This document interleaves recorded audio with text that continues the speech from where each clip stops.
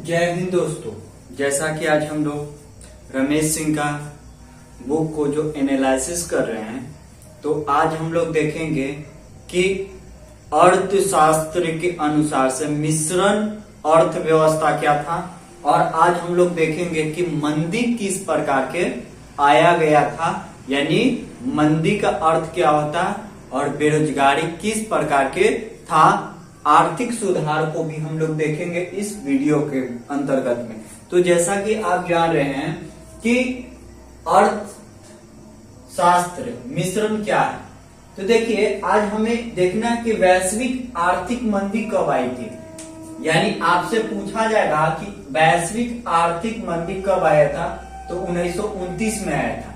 क्यों आया था, इसके पीछे क्या रीजन था, तो बहुत सारे एनालिसिस हमारे पास में था। यानी क्यों आया, यानी गिरावट कोई चीज में आएगा तभी ना आएगा, यानी उत्पादन में क्या था, गिरावट आई। किस प्रकार की हो, ये वैश्वीकरण के कारण हुई।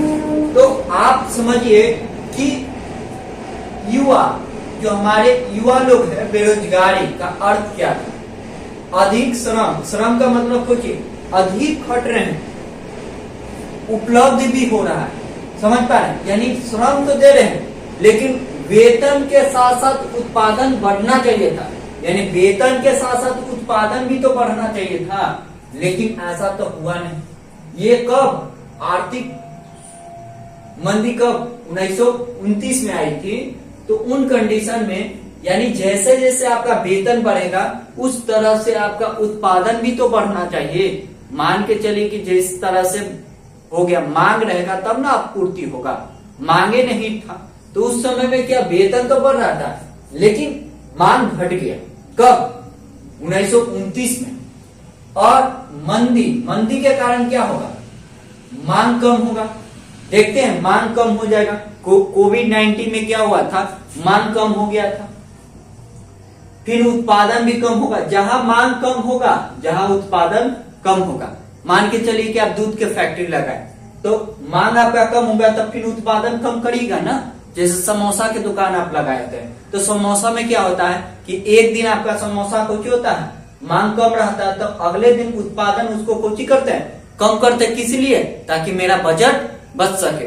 तो उन परिस्थितियों में भी हम देखेंगे मांग यानी कम उत्पादन, और इससे कुछ होगा, कम उत्पादन होगा तो बेरोजगारी, यानी जितना भी कम उत्पादन करेंगे तो लेबर पहले 10 को था तब 2 को के रखेंगे, क्योंकि 8 को के बैठा के पैसा देना पड़ेगा ना। कोविड-19 में तो हम लोग देख चुके थे। उन परिस्थितियों में बेरोजगार हो जाएगा। और क्रय शक्ति यानी पैसा कुछ होगा, पैसा में गिरावट, यानी उत्पादन कम हो गया और क्रय शक्ति, तो ये पैरेलल हो सकती है उन कंडीशन में।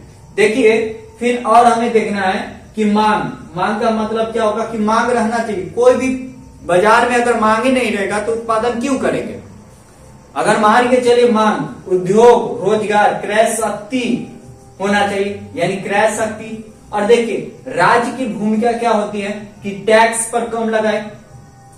अब आप बताइए कि राज्य जो बिहार सरकार और केंद्रीय सरकार दोनों मिलकर मनमाना टैक्स लगा दी तो व्यापारी पे, तो उस पे कुछ होगा, मांग कम होगा कि नहीं होगा, यानी मांग में कमी आ जाएगी और उससे कुछ होगा, बेरोजगारी बढ़ेगी। उन परिस्थितियों में सरकार क्या सोचती है कि टैक्स कम लगाए। इससे क्या फायदा होगा कि कोई देश हम पर आके भारत में कुछ फैक्ट्री खोलना चाहता है तो वो भी खोल सकता है, क्योंकि उससे रोजगार मिलता है। तो इसीलिए टैक्स सरकार के सामने चुनौती रहती है कि टैक्स कम करें। कब, जब आर्थिक मंदी आ सकता है तब, वो जब 1929 में आपको पढ़ा। फिर देखिए कि बेरोजगारी के भत्ता बाजार में मांग प्रतिस्पर्धा करेगी। यानी अगर कोई बेरोजगार लड़का है तो बेरोजगारों लड़का के लिए क्या होती है, युवा के लिए भत्ता चलाती है सरकार, जैसे पेंशन देती है सरकार। किस लिए देती है, ताकि युवा के जो मांग रहना चाहिए हमेशा रहना चाहिए। अगर युवा मांग नहीं रहेगा तो बाजार में तो कुछ खरीदे नहीं जाएगा, और खरीदे नहीं जाएगा तो उसका बेरोजगारी होगा कि नहीं। आपके पास में पैसा आता तभी ना आप कोई चीज खरीदते हैं, तो पैसा ही नहीं रहेगा तो आपके पास में मांग घट जाएगा ना। इसीलिए सरकार चाहती है कि जो बेरोजगार लड़का है उसको लिए कोई भत्ता देती है, और पेंशन भी सरकार किस लिए देती है, ताकि वो अपनी आवश्यकताओं को बाजार में प्रतिस्पर्धा बना रहे। इसके लिए सरकार कुछ ही करती है, बेरोजगारी के लिए भत्ता चलाती है, नए नए स्कीम लाती है। सरकार के सामने ये चुनौती रहती है कि हमारे मांग रहना चाहिए, बाजार में मांग नहीं रहेगा तो फिर कुछ हो जाएगा, बाजार स्ट्रेक डाउन हो जाएगा। अभी देख रहे हैं कि राज्य की भूमिका, यानी राज्य की क्या चीज भूमिका होगा, उस परिस्थितियों में भी हम देख सकते हैं। तो राज्य की भूमिका क्या होगा, तो उन परिस्थितियों में भी हम देख सकते हैं कि राज्य की भूमिका, तो इन परिस्थितियों में देखेंगे कि क्या चीज रहता है, यानी रोजगार, बेरोजगारी। तो अगर भत्ता सरकार नहीं देगी, मतलब कहने का मतलब है कि अगर मान युवा है, युवा भी कोई चीज है, इंटर पास कर देती है, सरकार छात्रवृत्ति क्यों देती है, क्योंकि जो उसकी मांग होगा उसकी आपूर्ति होगा। तो सरकार के सामने प्रतिस्पर्धा रहती है कि बेरोजगारी भत्ता बाजार में एक मांग प्रतिस्पर्धा। मान के चले कि आपके पास में सरकार पैसा दी 500 रुपया, और ये मान के चले 1000 विधवा पेंशन सबके देती है, मान 1000 तो नहीं है, लगभग 250 रुपया है। तो ये 250 रुपया में तो कुछ होगा नहीं, लेकिन सरकार क्या चाहती है कि बाजार का मार्ग रहे, यानी प्रतिस्पर्धा, ताकि बाजार में जाएगा अपनी आवश्यकताओं की सामान को खरीद की अपने जीवन को यापना करती सकती है।